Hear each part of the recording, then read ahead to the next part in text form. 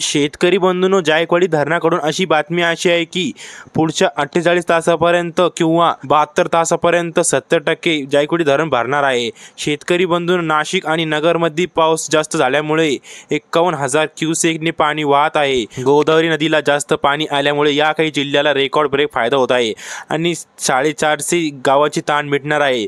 जायकवाडी धरण आपल्याला पुढच्या 2-3 दिवसांमध्ये 70% भरणार आणि आज दिनांक 28 ऑगस्ट 2024 63.5% धरण भरला आहे आणि अनेक भागामध्ये पाऊस जास्त झाल्यामुळे वरती नाशिक आणि नगरमध्ये पाऊस झाल्यामुळे आणि पावसाचे आवक लवकरच साठा 70% होईल अशी माहिती जायकवाडी धरण अभियांत्रिका प्रशांत जाधव यांनी दिली आहे। तुम्ही हे अंदाज लक्षात घेऊ शकता। अनेक भागामध्ये पाऊस वरती जास्त झाल्यामुळे ती नदी खूप वाहत आहे। तुम्ही हे अंदाज लक्षात घेऊ शकता। असेच अपडेटसाठी सबस्क्राइब करा आणि शेजारी बेल आयकॉन दाबा।